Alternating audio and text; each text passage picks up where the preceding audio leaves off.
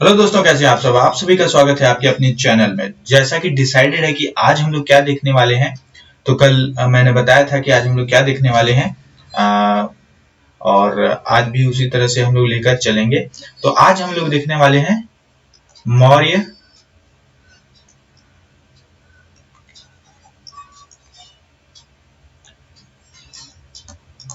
शासन साम्राज्य की जो प्रशासन व्यवस्था थी उसे हम लोग आज देखेंगे।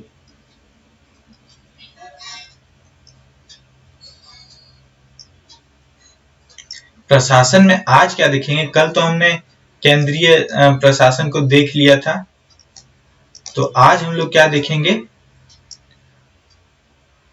प्रांत या प्रांतीय शासन प्रशासन और नगरीय प्रशासन देखेंगे हम लोग। और उसके बाद क्या देखेंगे, कुछ विभाग हैं जो काफी इंपॉर्टेंट हो जाते हैं एग्जाम्स के लिए। किसी न किसी विभाग के बारे में किसी भी एग्जाम में, जो भी एग्जाम है, जैसे यूपीएससी, बीपीएससी, यूपीपीएससी, इस तरह के एग्जाम्स में कहीं न कहीं इससे रिलेटेड, इस विभाग से रिलेटेड क्वेश्चंस पूछ ही दिए जाते हैं। जैसे आप लोगों ने लक्षणाध्यक्ष का नाम सुना होगा, सीताध्यक्ष नाम सुना होगा, है ना, कभी किसी एग्जाम से रिलेटेड, तो ये पूछे ही जाते हैं। तो एक चार्ट होगा, उस पे हम लोग इसको देखेंगे, है ना। तो चलिए आज की क्लास को स्टार्ट करते हैं हम लोग प्रांतीय शासन व्यवस्था से। चलिए,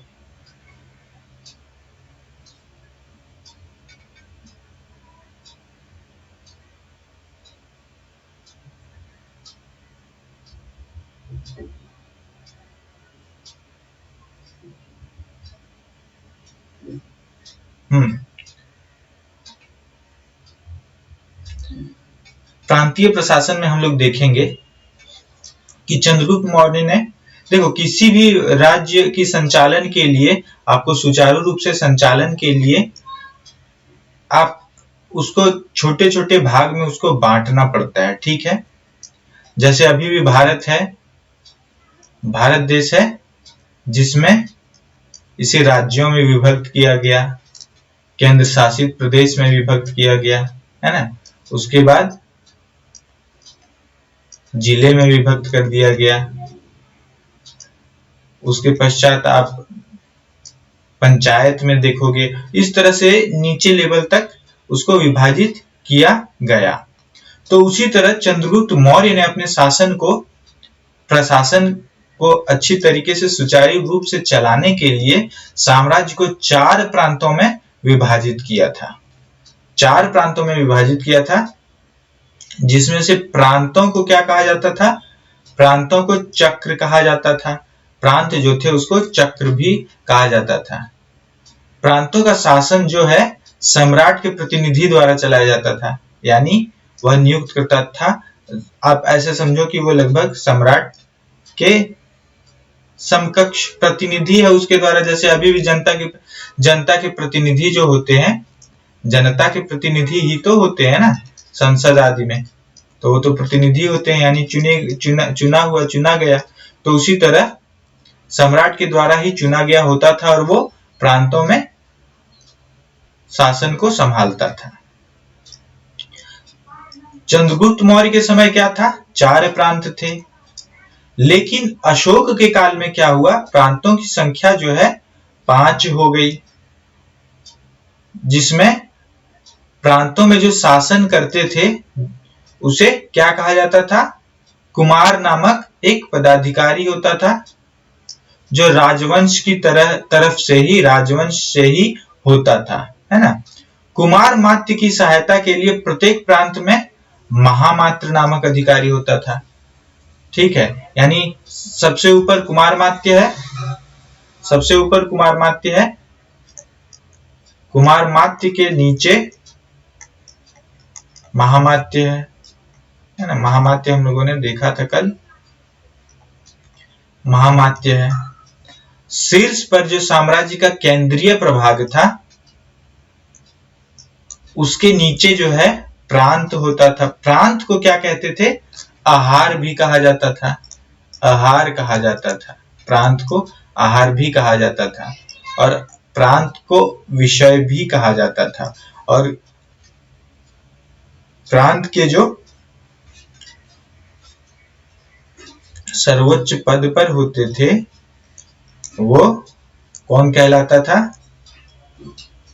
वो विषयपति कहलाता था। देखो यहाँ अब हम लोग ग्राम प्रशासन की निम्न इकाइयां हैं वो देख लेंगे। ग्राम प्रशासन में आहार होता था, आहार जो है वो विषयपति के अधीन होता था। जिले के प्रशासनिक अधिकारी को स्थानिक कहा जाता था। जिले में जो प्रशासनिक अधिकारी होता था, जैसे डीएम मान लो, तो वो क्या स्थानिक कहलाता था उस समय। गोप 10 गांवों की व्यवस्था देखता था। एक गोप नाम का अधिकारी होता था जो 10 गांवों की व्यवस्था को देखता था। मेगास्थनीज के अनुसार मौर्य शासन का नगरीय प्रशासन 6 समितियों में विभक्त था। मौर्य शासन का जो नगरीय प्रशासन है उसे 6 समितियों में विभाजित किया गया था। वो अभी हम लोग नीचे देखेंगे। आप लोगों को याद हो कि मेगास्थनीज जो है सेल्यूकस के समय ही, सेल्यूकस नहीं, इन्हें यहाँ पर रखा था चंद्रगुप्त के समय, तो उन्होंने इंडिका भी लिखी थी, आप लोगों को याद होगा। चलिए नगरीय प्रशासन जो है वो देख लेते हैं हम लोग। नगर में अनुशासन बनाए रखने के लिए तथा अपराधों पर नियंत्रण रखने हेतु रक्षित नाम का एक अधिकारी होता था। वो इन विषयों को देखता था। यूनानी स्रोतों से ज्ञात होता है कि नगर प्रशासन में 3 प्रकार के अधिकारी होते थे। नगर प्रशासन में कितने प्रकार के अधिकारी होते थे? 3 प्रकार के अधिकारी होते थे। ठीक है, यहाँ पे आप लोग देखोगे जिलाधिकारी जो है यहाँ पे है। एग्रोनोमोई जो है वो जिलाधिकारी कहलाता था। एंटीनोमोई जो है वो नगर आयुक्त होता था और एक सैन्य अधिकारी होता था। सैन्य प्रशासन को, सैन्य व्यवस्था को देखता था। अभी हम लोग विभाग आदि जब देखेंगे तो उसमें एक सूचीबद्ध तरीके से इन्हें देख लेंगे। सैन्य अधिकारी क्या कहलाते थे, बंदरगाह को संभालने वाले अधिकारी क्या कहलाते थे, सब हम लोग अभी देखेंगे। जैसा कि ऊपर हम लोगों ने देखा, चर्चा हम लोगों ने की कि 6 विभाग जो नगरीय प्रशासन को संभालने वाले होते थे, 6 समितियां होती थी। तो वो समिति, प्रथम समिति जो है वो उद्योग शिल्पों का निरीक्षण करते थे। यानी उद्योग शिल्पों का निरीक्षण करते थे, यानी उस समय उद्योग भी हो रहा था, उद्योग भी फल फूल रहे थे। द्वितीय समिति जो है विदेशियों की देखरेख करते थे, है ना। बाहर से यदि कोई जैसे आते थे शासन व्यवस्था को देखने के लिए, समझने के लिए, या राजदूत आदि आते थे बाहरों से भी, तो बाहर के देशों से भी तो हमारा शासन प्रशासन या व्यापार चलता रहा है हमेशा, है ना। सिंधु सभ्यता, सिंधु घाटी सभ्यता के समय से ही व्यापार चल रहा है बाहरों से। तो उस समय भी जो द्वितीय समिति थी वो विदेशियों की देखरेख करते थे। तृतीय समिति जो है जनगणना, व्यापार, वाणिज्य की व्यवस्था को देखता था। चतुर्थ समिति में जो है वो व्यापार, वाणिज्य की व्यवस्था देखता था। ये वाणिज्य है, ये वाणिज्य है। अभी मैं ये लिख देता हूं, यहाँ पे वाणिज्य है, ठीक है, वाणिज्य है ना। पंचम समिति जो है वो विक्रय की व्यवस्था एवं निरीक्षण देखता था। क्या, कैसे, किस तरह बेचा जा रहा है, उस व्यवस्था को पंचम समिति देखती थी। और छठी जो समिति है वह बिक्री कर व्यवस्था को देखती थी। बिक्री कर, सेल्स टैक्स, है ना, उस व्यवस्था को देखती थी। अगला विभाग जो है, देखो इसमें ज्यादातर चीजें याद करने वाली ही है ना, तो उसी तरह हम लोग इसको देख लेंगे। मौर्यकालीन मंत्री परिषद जो है उसमें कुछ विभाग थे, उनके विषय में अभी हम लोग देख लेते हैं। मौर्यकालीन मंत्री परिषद में जो है पहला जो व्यक्ति या पद होता था वह मंत्री का होता था, जिसे प्रधानमंत्री भी कहते हैं। प्रदेष्टिक होता था, अगला पद जो है प्रदेष्टिक होता था जो कमिश्नर होता था। पुरोहित नाम का एक पद था जो धर्म एवं दान विभाग का प्रधान होता था। सेनापति जो है वह सैन्य विभाग का प्रधान होता था। पौर, पौर नाम का जो पद था वह नगर का कोतवाल होता था। व्यवहारिक, व्यवहारिक जो है प्रमुख न्यायाधीश होते थे। नायक आपने सुना होगा, तो नायक का क्या कार्य था कि नगर की रक्षा का अध्यक्ष था, रक्षा विभाग को देखता था नगर की। युवराज जो है राजपुत्र होता था। युवराज उसे ही कहा जाएगा जो राजवंश से हो और राजा आदि का पुत्र हो, वह ही राजकुमार या राजपुत्र कहलाएगा। दवारिक नाम का एक पद था, दवारिक, दवारिक, ये देखते हैं दवारिक, वो राजकीय द्वार रक्षक था। दवारिक से आप देखना, ध्यान रखना कि इसमें द्वार दिख रहा है ना, यहाँ पे ऐसे द हो गया और ये यहाँ से दवारिक हो गया, है ना, तो इसमें द्वार छुपा हुआ है, तो उसे याद रखना है इसको कि द्वार रक्षक होता था। कर्मांतिक, उद्योगों एवं कारखानों का अध्यक्ष होता था। अंतर्वैशिक, अंतर्वैशिक क्या था, अंतःपुर का अध्यक्ष होता था। अंतःपुर का अध्यक्ष यानी आंतरिक मामलों को देखता था, है ना। दंडपाल, दंडपाल क्या था, दंडपाल जो है वो सेना का सामान एकत्र करने वाला होता था। समाहर्ता जो है वो राजस्व का संग्रह करता होता था। समाहर्ता, समाहरणालय आप लोगों ने देखा है ना, सुना है नाम समाहरणालय, है ना, तो वही समाहरणालय जो है राजस्व, देखो उस समय राजस्व ज्यादातर भूमि से ली जाती थी, भूमि व्यवस्था से ही राजस्व लिया जाता था, और अभी भूमि से संबंधित निर्णय फैसले लेने का जो अधिकार है वह जिले में एक डीएम को है ना। अगला हम लोग देखेंगे अंतपाल नाम का एक अधिकारी होता था जो सीमावर्ती दुर्गों का रक्षक था, है ना, सीमावर्ती दुर्गों का रक्षक था। प्रशाता, प्रशासता नाम का एक अधिकारी पद होता था जो कारागार का अध्यक्ष होता था। अगला अब हम लोग इधर देखेंगे कुछ मौर्यकालीन विभागाध्यक्ष भी थे, है ना, तो वो हम लोग देख लेंगे। अब पहला जो है अध्यक्ष पाटलाध्यक्ष है, तो वो लेखा विभाग को देखता था, है ना, लेखा विभाग को देखता था अध्यक्ष पाटलाध्यक्ष। पतनाध्यक्ष क्या है, पत्तन से आप लोग साफ समझ सकते हो कि बंदरगाह की बात हो रही है, बंदरगाहों के विभाग का अध्यक्ष। देखो सीताध्यक्ष का उल्लेख किया था मैंने और बहुत सारे एग्जाम्स में पूछे गए हैं पीटी में, तो सीताध्यक्ष क्या होता था, कृषि विभाग का प्रधान होता था। अकाराध्यक्ष है, अकाराध्यक्ष क्या था, खनिज विभाग का अध्यक्ष होता था। लक्षणाध्यक्ष क्या है, तो वो टकसाल विभाग का अध्यक्ष होता था।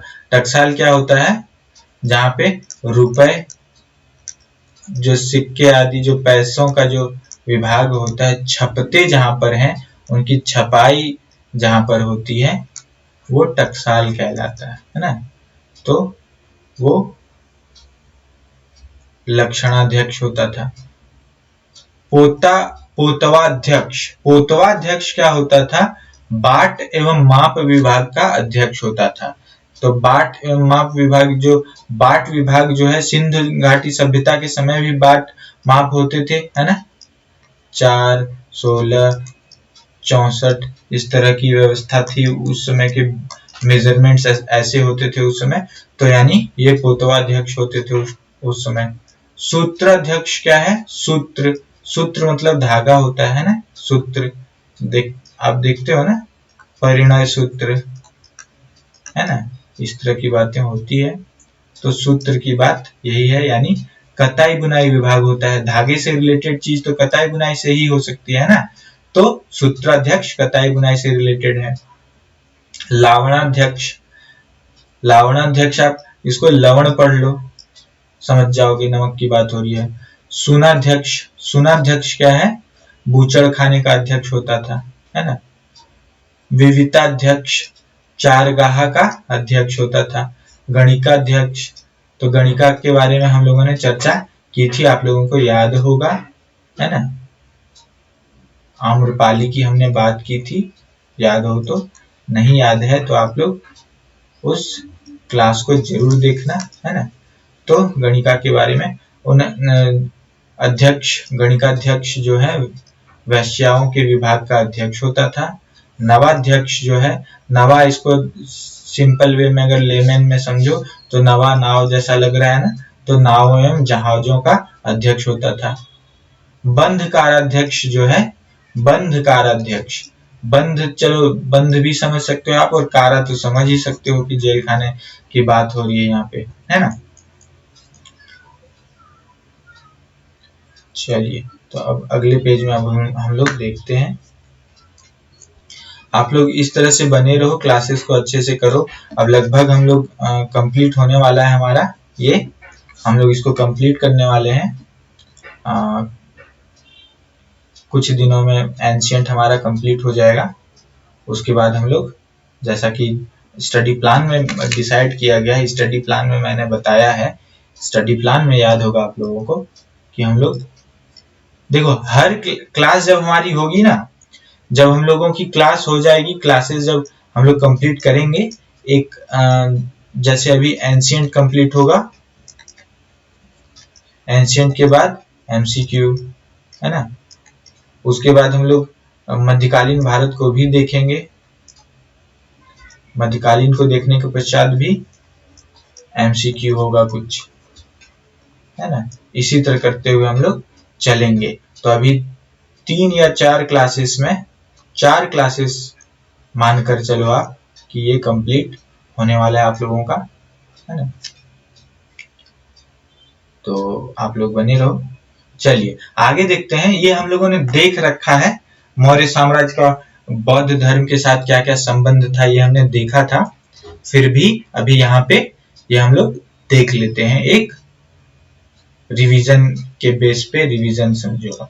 मौर्य साम्राज्य का बौद्ध धर्म के साथ अन्योनाश्रय संबंध था, मतलब बहुत पुराना संबंध था, नहीं टूटने वाला, अलग तरह का एक संबंध था। ठीक, सम्राट अशोक ने कलिंग युद्ध के बाद अहिंसा और शांति, हम लोगों ने देखा अहिंसा और शांति जो उन्होंने जहां से सीखी, जहां से समझी, जहां से उन्होंने शिक्षा ली अशोक ने, वो बौद्ध धर्म से ही प्रभावित हुए थे। उन्होंने बुद्धम शरणम गच्छामि, धम्मम शरणम गच्छामि, संघम शरणम गच्छामि, जियो और जीने दो, इस तरह की शिक्षा वहां पे मिलती है। बुद्धम शरणम गच्छामि, धम्मम शरणम गच्छामि, है ना, बुद्ध की शरण में चलो, धम्म की शरण में, संघ की शरण में चलो, और जियो और जीने दो, हिंसा नहीं करने से जियो और जीने दो की व्यवस्था तो रहेगी ही। इस तरह से क्या हुआ, लोक कल्याणकारी आदर्शों का अपने राज धर्म में शामिल किया।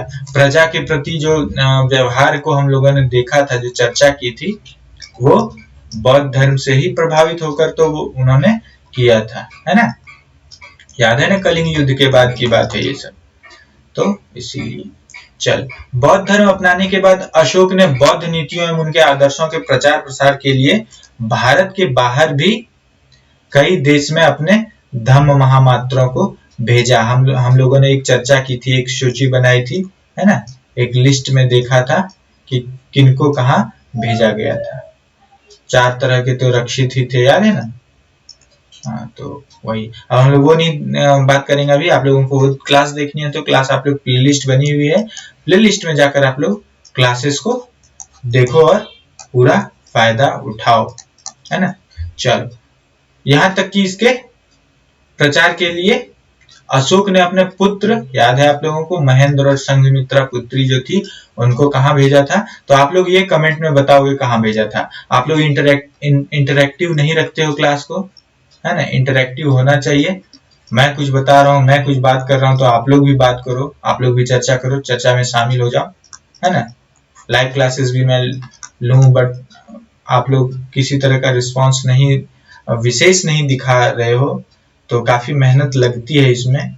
खैर चलिए, सारनाथ में संरक्षित सारनाथ सिंह स्तंभ जो है वो चतुसिंह के नीचे भगवान बुद्ध के जीवन से संबंधित 4 पशुओं हाथी, घोड़ा, बैल तथा सिंह की आकृतियां उत्कीर्ण है इसमें। इनमें हाथी बुद्ध के गर्भस्थ होने का, बैल उनके जन्म होने का, अश्व उनके गृह त्याग का तथा सिंह सार्वभौम सत्ता का प्रतीक है। सार्वभौम सत्ता मतलब सार्वभौम,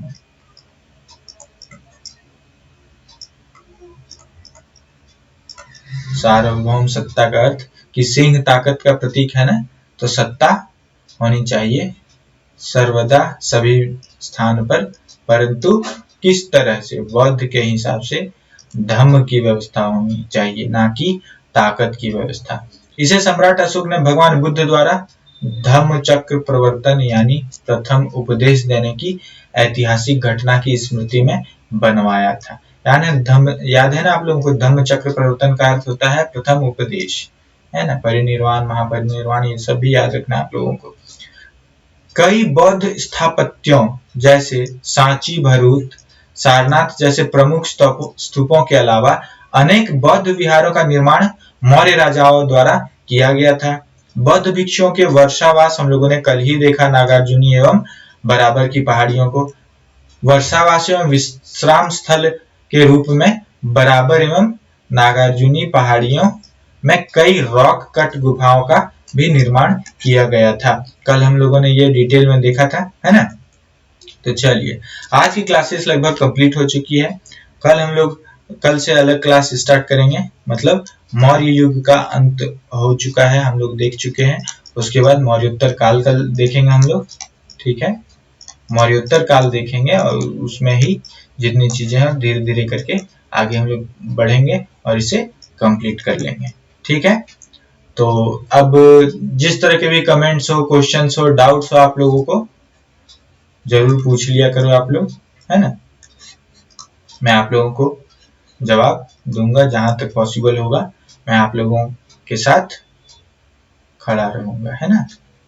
चलो, तो अब हम लोग अगली क्लास में मिलते हैं, तब तक के लिए जय हिंद, जय भारत। चलिए, आप सभी का धन्यवाद, मिलते हैं अगली क्लास में।